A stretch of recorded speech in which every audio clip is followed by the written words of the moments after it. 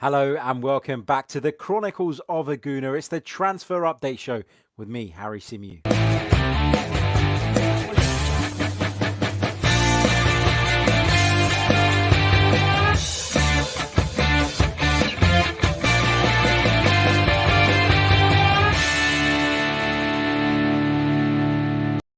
Hello and welcome back to another live edition of the Chronicles of a Gooner. As ever, I'm your host, Harry Symeou.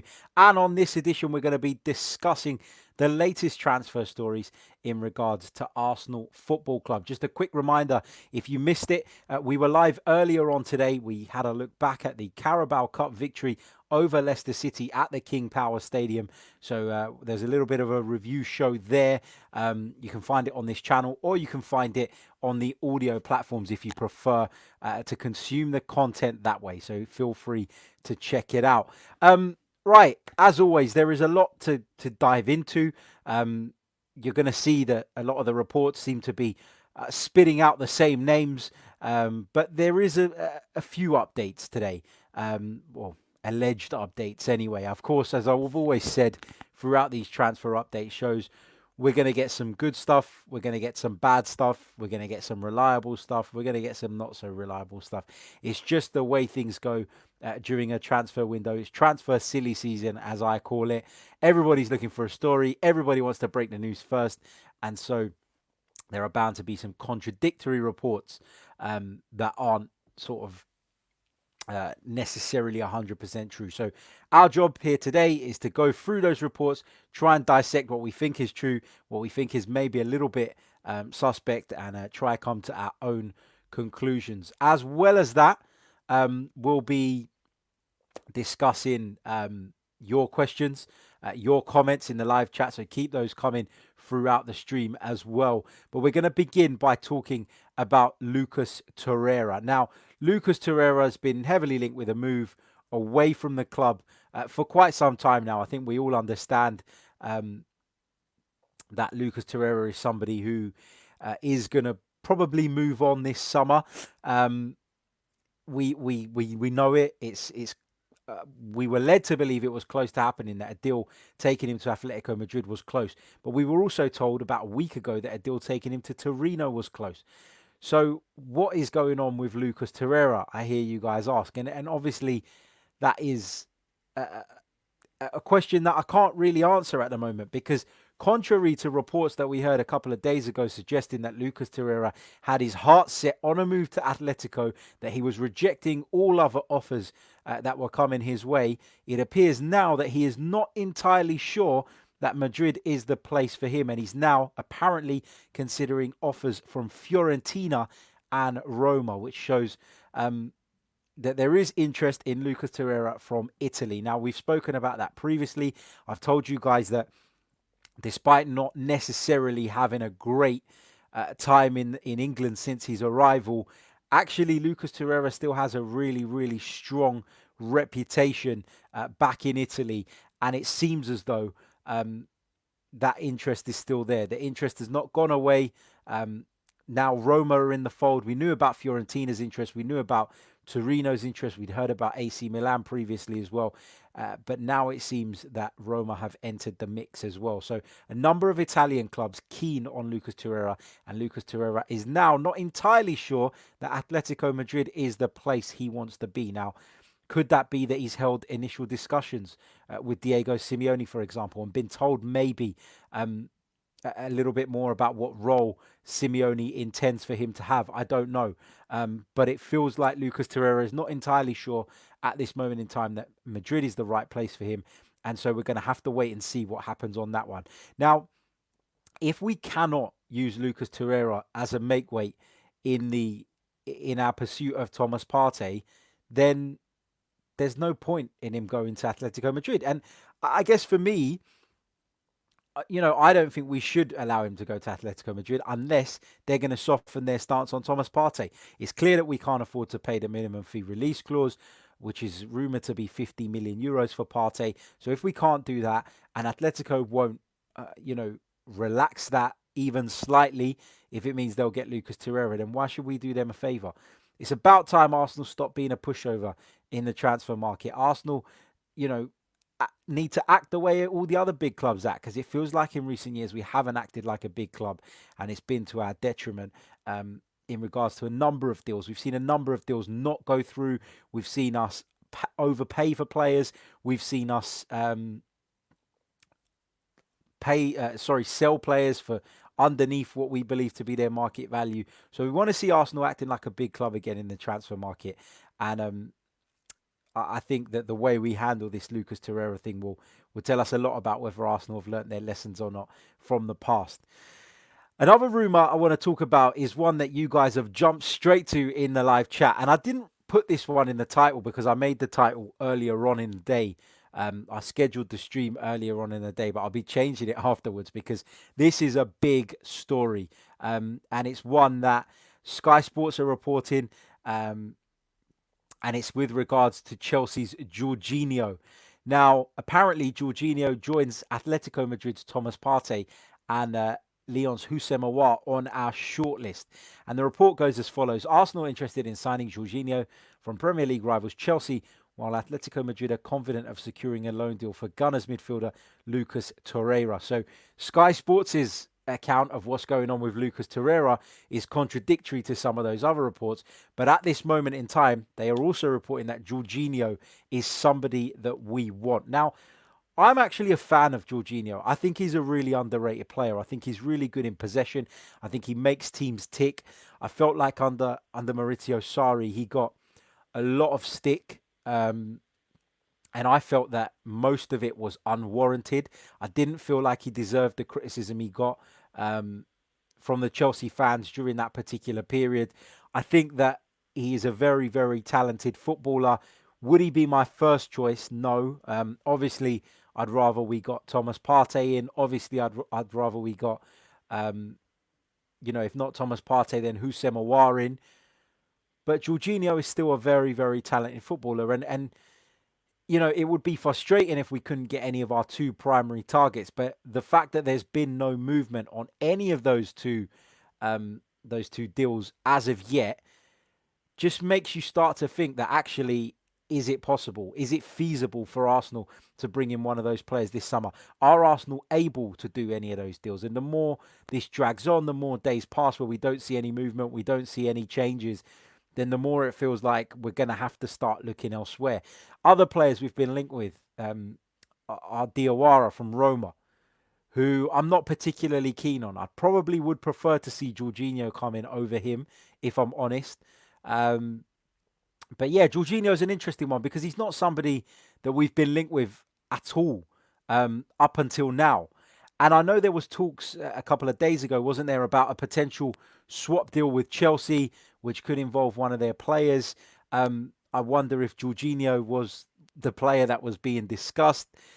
I don't know. It's a really tough one. I mean, when I think about what Jorginho would bring to the side, he would bring in the ability to transition the ball from the defence forward. A lot of people point the finger at Jorginho and say actually he's a very sideways player in terms of his passing and that he likes to just play the simple pass. That's not actually true though with Jorginho. And a lot of people, as I said, criticise him for his time at Chelsea so far, particularly under Maurizio Sarri. He took a lot of stick. But actually, Jorginho for me is a lot better than people give him credit for. During his time at Napoli, he was an incredible player, a really important player, somebody that Maurizio Sarri really, really valued so much that he made a big fuss about taking him to Chelsea with him. Now, if you look back at last season for Jorginho, he was a regular for Chelsea. In total, he made 31 appearances in the Premier League. He contributed 4 goals, 2 assists. Isn't afraid of a yellow card, is Jorginho. 10 yellow cards he picked up last season. Was named Chelsea's man of the match on 2 occasions. And according to WhoScored.com, his average performance rating was just under 7 out of 10, which suggests that he is capable of performing to a very consistent level over a long period of time. So, yeah, look, I'm not dead against Jorginho, but don't take this the wrong way. Don't take this as in I'm suggesting that I'd rather we had Jorginho over Thomas Partey or Houssem Aouar. No, absolutely not. But is this a deal that Arsenal feel is more feasible? Is this a deal that Arsenal feel is more likely to get over the line? And as frustrating as that is, and it is fucking frustrating because I was talking about it yesterday, had a little bit of a rant about it yesterday, that I was sick and tired of this rhetoric that Arsenal have no money. If we have no money, it's because we've been so badly managed in recent years, because a club of Arsenal's size, a club of Arsenal's stature, who are yet to, by the way, have a season without European football, um, in a long, long time, for as long as I've been supporting the club. How can they be in such a bad financial position when you look at Wolves, you look at Villa, you look at Leeds, and a number of other clubs who have been spending money during this transfer window? It makes it even more frustrating when we hear that Arsenal can't afford to do certain deals. Could it be that Jorginho would be someone that Arsenal would consider swapping Matteo Guendouzi for? Is that something Chelsea would entertain? I don't know. But if you put two and two together, if you take the reports we heard um, sort of earlier in the week about this potential swap deal, and then you add to that the fact that Arsenal are said to be now interested in Jorginho, then maybe there is something in that. But I wouldn't like to say for sure that that is the case, because I don't know that. I'm guessing. As I said, I'm putting two and two together. I might well be getting five at the moment. So don't take that as gospel. But it does feel like that may be a more realistic deal to do. Now, again, you know, he's not my first choice, but I do rate the player. I do, and I do think he'd be an upgrade on some of the players we currently have at our disposal. I'd rather have him in the side than El Neni. I'd rather have him in the side than Guendouzi. Probably rather have him in the side than Torreira. I know they're not exactly the same in terms of their playing style, but if we're going to continue to play with this back three, then it's clear that Mikel Arteta wants a double pivot in the form of Ceballos and Xhaka, who are both players who are comfortable on the ball, who will receive the ball from the defence and look to pick out players in the wide positions as we look to create chances that way. So Jorginho would certainly fit the profile, in my opinion. He'd certainly fit the bill. But I want to know what you guys have to say about Jorginho in the live comments. So just to summarize, for those of you joining us a little bit late, because there are a number of you who have just joined us in the last few minutes. Before I do that summary, let's just quickly check in on the likes. Graham, urging you guys to do it in the live chat. So please do. Over 220 of you watching us across the multiple platforms at the moment, but we've only got 33 likes. So guys, smash that like button if you haven't already. So just to quickly summarize on what we've touched on so far, reports coming out of Italy that actually Lucas Torreira is not 100% sure that Atletico Madrid is the place he wants to go. And despite the talks being that a deal was close to being agreed, actually Torreira is currently considering offers from Roma and Fiorentina in Serie A. So that's the Torreira bit. In terms of Jorginho, Sky Sports have reported it this afternoon that Arsenal are interested in signing the player from our Premier League rivals, Chelsea, and he's one of a number of midfielders on our shortlist that includes Houssem Aouar and Thomas Partey. Now, again, I'm not saying this deal's going to definitely happen. I'm not saying it's a deal that I definitely want to happen, but when you take the sort of emotion out of it, it certainly feels like a deal that is more realistic at this moment in time, given our financial situation. Right, let's come over to the live chat and see what you guys have said with regards to the potential of Jorginho coming to Arsenal. This person says that Jorginho plus Xhaka equals Dinosaur FC. Just picking up the Jorginho comments at the moment. Let's see what we've got. Anthony D says no more Chelsea rejects. What else have we got here? Anthony also says, face it, Harry, the transfer window's done. Yonik says he prefers Sangare over Jorginho and Diawara. Let's see what you guys are saying here. Arsenal Granny says, hope it is a smoke screen. Martin Ross says, sell Guendouzi, get Jorginho. Matt says, Jorginho, William, Oba. We should win a penalty shootout if nothing else. Agreed. Love that. What else have we got? Hell no to Jorginho, fake Brazilian. Jorginho is rubbish from Niall Robinson. So yeah, Carol says we won't get Jorginho. The Gunner says Jorginho is similar to Xhaka, not the upgrade that we need.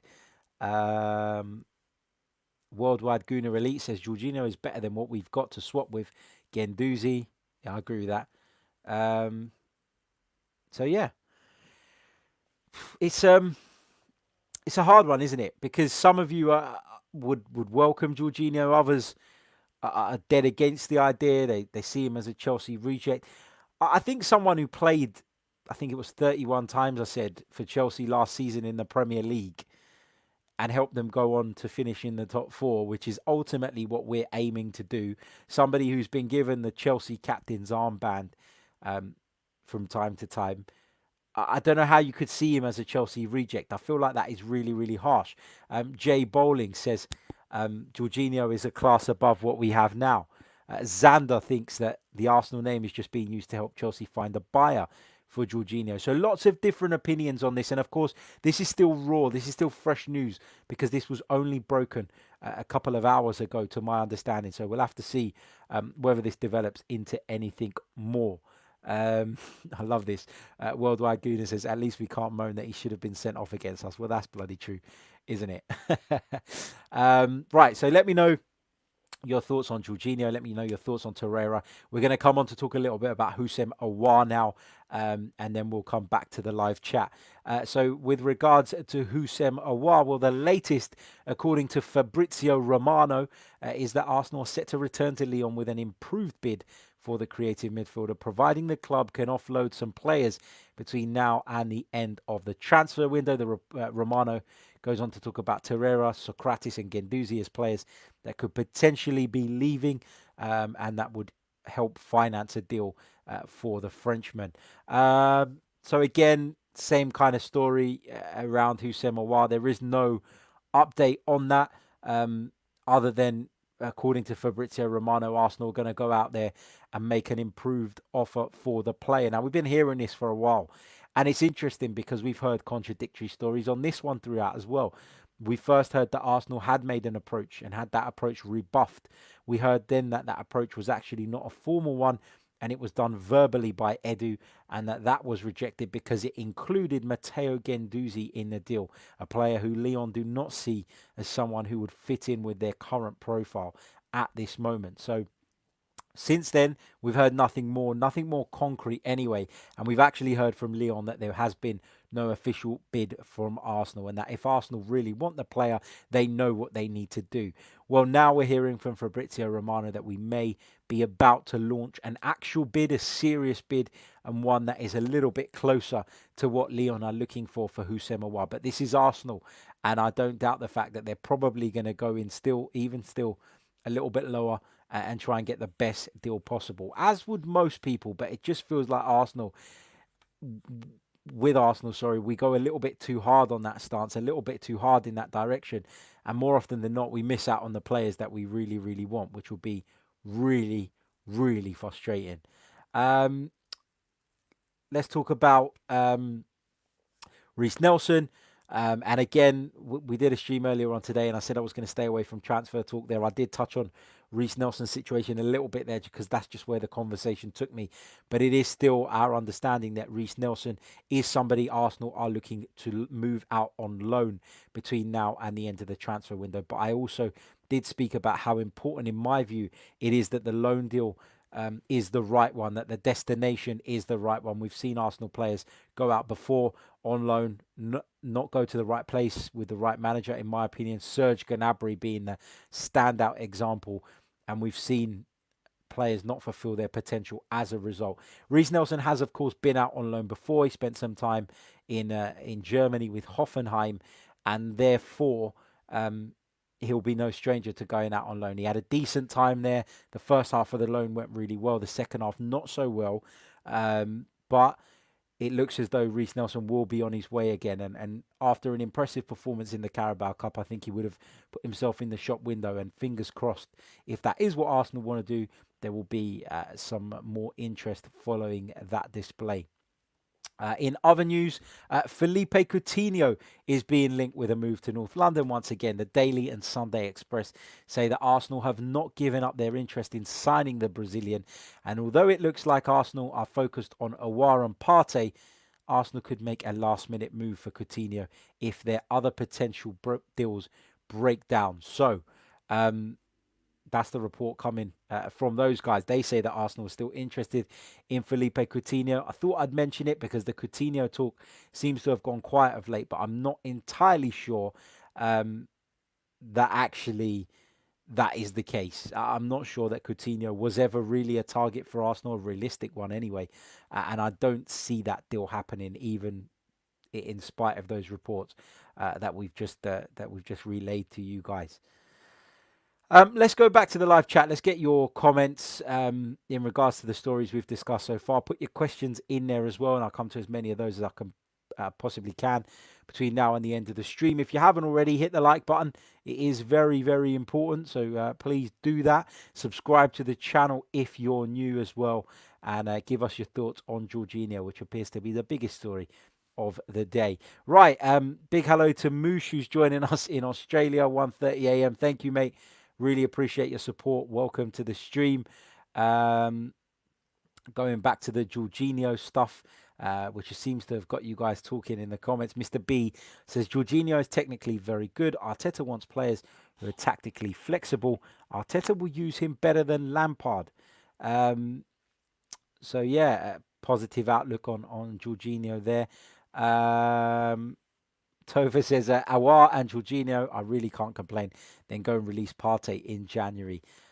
It's so tough to know what the deal is with this Jorginho thing because the report is that Arsenal are interested. Nothing more, nothing less. It doesn't tell us whether that is instead of some of the players, whether that is because we can't get any of the other deals done, whether that is because Arsenal, are struggling to get Partey or Aouar, or if it is separate, if Arsenal feel like he could come in as an additional player.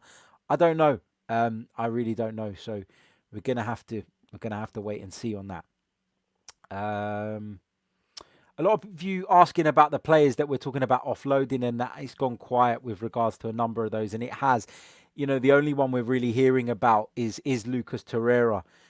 We're hearing a number of different contradictory reports on where he's going to end up. But when it comes to Guendouzi, things have been very, very quiet. When it comes to Socrates, things have been very, very quiet. We haven't heard anything about Mustafi, who I know a lot of Arsenal fans would like to see moved on, apart from the odd report from Italy here and there that some of those clubs in Serie A are keeping a close eye on him. That Carroll says we can't offload players because either when it comes to the crunch, they don't want to leave, clubs don't want them on loan or for free. Yeah, and that's exactly right, because why would you want to leave if you know you're going to get a pay cut if you don't have to? That is kind of, I guess, the point here. These players are on mega contracts. They're earning really impressive salaries, and they're not going to want to give that up unless they really, really have to. And we're talking about raising money. We're talking about trying to raise the funds to go and do some of the deals that we so clearly want to do. But loan deals aren't going to help us do that. Perhaps the guarantee of money further down the line, if obligation to buy clauses are inserted, will change that. Will make Arsenal feel like they can take an additional risk or a calculated risk on the basis that they know that money will be coming in at a later point. I don't know, but you're right. Loans are a problem for us. That's all we're hearing about at the moment is players going out on loan. Doesn't really solve the issue that we had in the first place, though, does it? Carrie says, would you swap Guendouzi with Dele Alli? Absolutely fucking not. I don't want to see Dele Alli anywhere near Arsenal Football Club.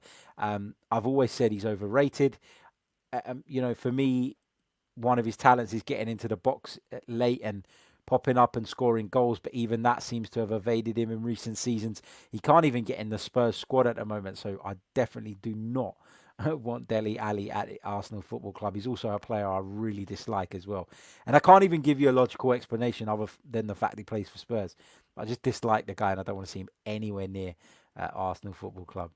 Let's see what else we've got in terms of your questions. Keep them coming in the live chat. Try and put a Q at the beginning if you can, because that will help me pick those out from the live chat. Zorgi says, is Jorginho not too much of a similar player as Xhaka? I think there's an argument that he is quite similar to Xhaka in the sense that he wants to play in that deep lying midfield position, not really overly physical. But Jorginho does put himself about. He does pick up yellow cards, as I've already pointed out. And I'm not saying picking up yellow cards is a good thing in football, but picking up yellow cards with such regularity suggests that he is someone who is willing to get his hands dirty. He is willing to make tactical fouls when necessary, and he is quite streetwise in the sense that he seems to give those fouls away when his team are in trouble. And that being streetwise and smart in those kind of areas, particularly in that area in front of the back four, I feel it has been a problem for Arsenal for a while. It's been something we're missing, and Jorginho would certainly add that.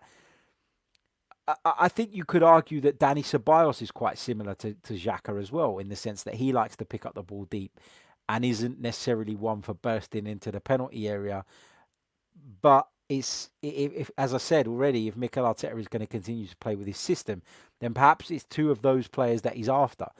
And if he does sign Jorginho, I think that will tell us quite a bit about how he intends to move forward with the team. So yeah, I see where you're coming from. There is an argument that they are similar in a number of ways. But yeah, I would have him. I would. Again, I caveat that with not ahead of Partey, not ahead of Aouar. But if those deals are absolutely impossible to get done, then I'd have him. Yeah, I'd certainly have him. Let's see what else we've got here in terms of your questions. As I said, guys, put the Q at the beginning of the questions. It just helps me to pick them out. Xander asks, do you think Arteta and Edu's inexperience with transfers is something that is hindering our recruitment? I think it's certainly a fair concern to have. I can't say that they are incompetent, because up until now, they wanted Gabriel, they got him. They wanted Willian, they got him. They wanted Ceballos back, they got him. So it feels like they're getting the deals done that they want. But, at this point, and I've said this, I think maybe a week and a half ago, this period was going to be the real test, because Arsenal have almost hit a brick wall here. We've gone from getting all our targets relatively easily to a place where we now need to sell in order to go bigger and get the major targets that we want. Problem is that if the money's not there, it doesn't really matter what Arteta and Edu do, because if the money's not there, there's only so much they can do, and there's only so far they can go in negotiation. So it's a valid concern to have, because they are two relatively inexperienced people. When you look at all the other big clubs and you look at the people dealing with their affairs in regards to transfers, then you're looking at a more experienced group. And so I think that is a great question, a great point. I'm glad you raised it. But I think it's a bit unfair to say that is definitely the case at the moment. Christopher Weir says, who would be the one player we must sign before the transfer window closes? In my opinion, if I could only get one, it's Thomas Partey. I've said that all along, just because I like the physical attributes he has. I like to think that he would make us a lot more tough in the centre of the park. Also, the fact that he's box to box and seems to have that fitness to do that would suggest that it would allow us to be a little bit more effective in the final third at times, in terms of getting that extra body in there and then still being able to get back. So yeah, Thomas Partey is probably the one for me if we could only go for one player, as we've as you said in your question. Yondo asks, yes, mate, can you give me an update about the other Greek defender that was on loan in Germany? And he's talking about Konstantinos Mavropanos, who's currently out in Germany with Stuttgart, I believe. I can't really give you an update on him because I haven't watched him play for them. He had a decent time in Germany in the Bundesliga 2 last season. Stuttgart have picked him up now. And, when we signed him, I didn't expect much from him. I mean, I am of a Greek background and I didn't know an awful lot about him before we signed him, which suggests that the signing of him just came out of nowhere. Hopefully he continues to improve. Hopefully he continues to develop and he can be an Arsenal player in the future someday. But I can't give you specifics on him. I've got to be honest. I'm not going to sit and lie to you about how he's getting on in the Bundesliga at the moment. But it might be worth doing something a little bit later on in the season when he's had a bit more time there for us to get maybe a German football expert on and deep dive into him a little bit more. Alex says, does Arsenal's low chance creation worry you? Yeah, it does. It does a little bit. Um, it feels like, we have almost handicapped ourselves a little bit in the way we attack teams, but it's a consequence of us tightening up defensively, and that was obviously a pressing need. You like to think one day that Arsenal would get it right at both ends of the pitch, would have that perfect balance whereby we're creative in the attacking third, but also solid at the back. That is a problem at this moment in time. We're having to sacrifice one for the other.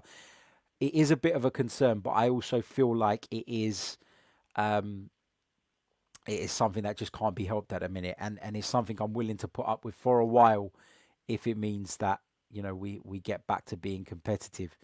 Let's see what else we've got here. Brad Richardson asks with regards to Jorginho, is it a worry for you if Chelsea willingly let him join us?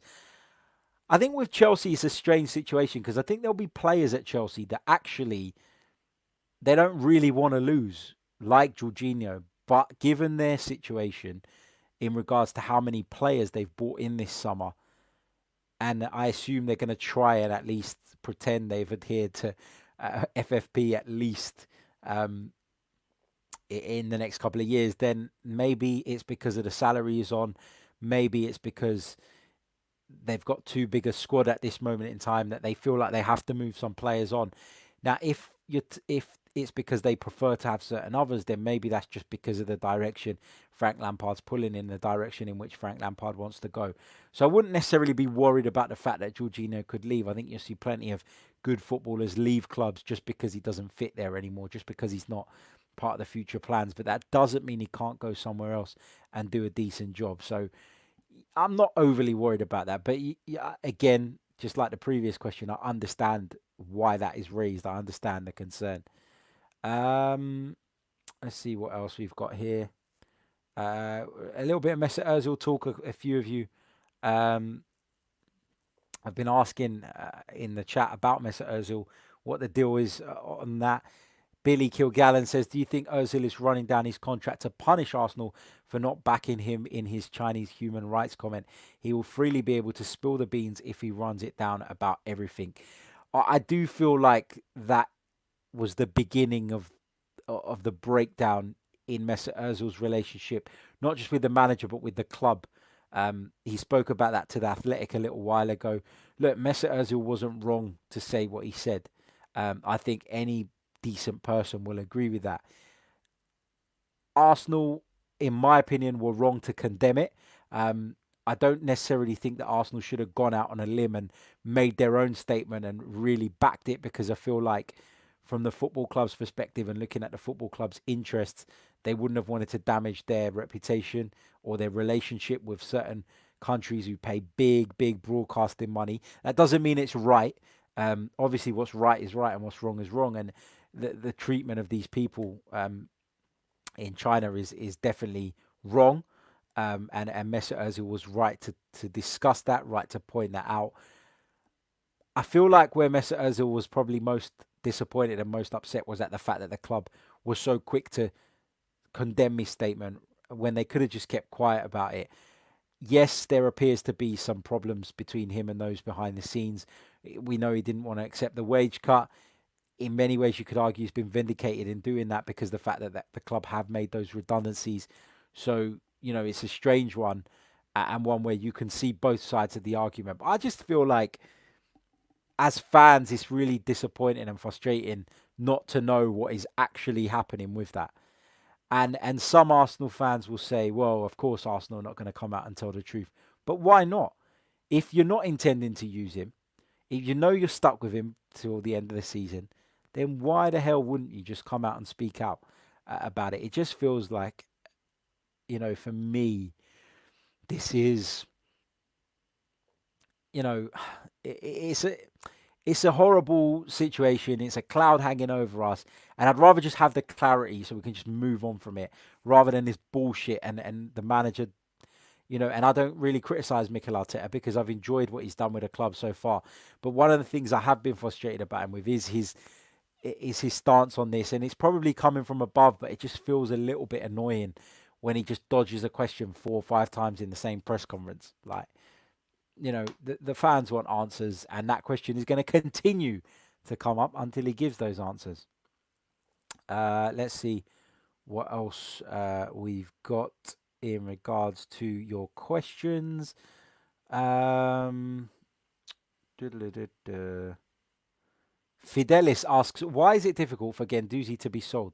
Is it because of the high fee or because of his attitude? I think it's a bit of both. I think Arsenal feel like the player is worth a fair amount, given that he's performed to a relatively good standard. Despite coming into the team with pretty much no top flight experience, he came in, he showed some really positive signs. Therefore, Arsenal understandably want a fair amount for him. But the attitude stuff certainly wouldn't have done him any favours as well. In the eyes of other clubs, Matteo Guendouzi's a troublemaker. He's a problem player. And you can understand why they're reluctant to go out and spend big money on him. And I think that has definitely, the fact that has been, I guess, played out in the public has damaged our chances of selling him. I do. I do. Let's see what else you've got here. Gooner Craig podcast. Check out the Gooner Craig podcast as well. Find them on YouTube. Give it a subscribe. Give it a like. And check out the brilliant show. He asks a question, not that I want him sold, but what do you think Pepe's current market value is after his first year at Arsenal? Just out of interest. This is an interesting question. Obviously, when we signed Nicolas Pepe, I don't think I'm the only one that thinks we overpaid.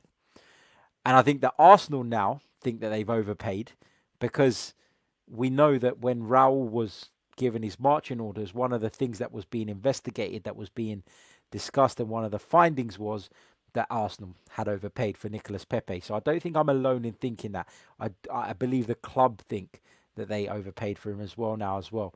And that is a problem. It's another bit of evidence that points towards the fact that Arsenal have been shitty in the transfer market, that Arsenal haven't been smart, that Arsenal haven't been shrewd, that Arsenal have overpaid for players and sold players for below their market value. Just proof it basically that Arsenal's business has been crap all round for a long, long time now. If you're asking me what his market value is today, I think you've got to take into account a lot of factors.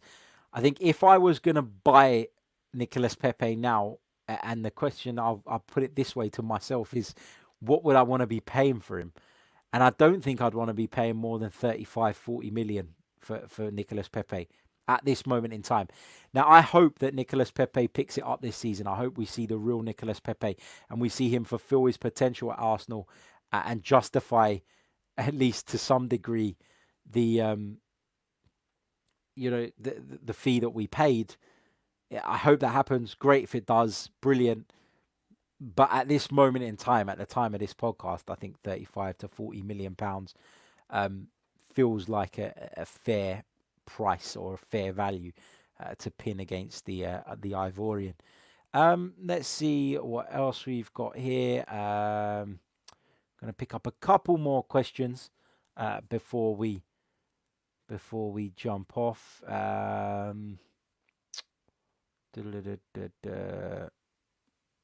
Questions not necessarily transfer related, but I like this one. I like a variety of questions from Omar. How you doing, mate? He says, with the lack of fans, does it give us a better chance to finally end our Anfield hoodoo on Monday? I think it does.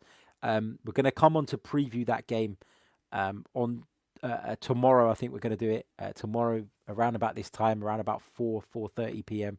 We'll be previewing the trip to Liverpool on Monday night. But of course it does. Anfield is famous for its atmosphere. The 12th man, they call the Anfield crowd. They really do have a big influence on games. It's one of the most atmospheric places in world football, let alone just the Premier League. So, of course, I think them not being there, the fans not being there, does level the playing field to a degree. So, yeah, not saying that we're going to go and win at Anfield, but it does help for sure. Let's see what else we've got here in regards to your comments, to your questions. Just going to pick up one or two more. before we lock off, let's just got to pick these carefully. The Gunner says, do you think another panic buy will happen this transfer window to please the fans? I'm not sure that Mikel Arteta is someone who will make panic buys. I feel like if he gets Jorginho in, which is obviously what we've been talking about earlier on the stream, then it would be because he wants him, or he feels like he can add something to the team. He feels like he would be an upgrade on our current options, and therefore it's not a panic buy. I don't think you can describe bringing someone who's better in than your current options as a panic buy. And I do think that Jorginho, if he was to come in, would be an upgrade on some of those players I've mentioned. And so, yeah, I don't think it would necessarily be a panic buy, but I do think there will be another transfer between now and the end of the window. And it's down to, I guess, the fans to decide whether or not they see it as a panic buy. Me personally, I wouldn't see Jorginho as a panic buy. I'd see him as an upgrade on a number of our current options. Top Techers says, can you see a lot of outgoings from Arsenal in the last few days of the transfer window, as buying clubs currently do not want to meet Arsenal's transfer value and will test Arsenal's nerve? Yeah, I've said it throughout. I've said it throughout this window that I expect the outgoings to happen towards the back end of the window, because clubs will do their best to get the best price. They'll wait till Arsenal are desperate. They'll try their luck. The concern I've always had is whether that's going to be too late in the process for Arsenal to then go and do the business that they need to do using the proceeds of those deals. So that's the worry, that's the concern. But I do think that with regards to the players we're looking at moving out, you're right when you say there will be a lot of outgoings and a lot more outgoings and a lot more movement towards the back end of this window. I think that's absolutely fair to say. And I'm just going to pick up this final question. And while I pick up this final question, I'm going to ask you guys to let me know in the live chat where you are joining us from. And we'll go through those just before we wrap up the stream. And I'll give a few shout outs to you guys as well. And thank you for your continued support. Also, if you haven't already, please hit the like button. Just having a quick look. Let's check in, see what we're doing. We've got over 500 of you tuned in across the multiple platforms at the moment, but we've only got 466 likes. 466, I wish. 101, sorry, 466 is the YouTube viewership at present. So 101 of you have hit the like button. It's not even a quarter of you guys, so please hit the like button if you haven't already. It really, really does help. Right.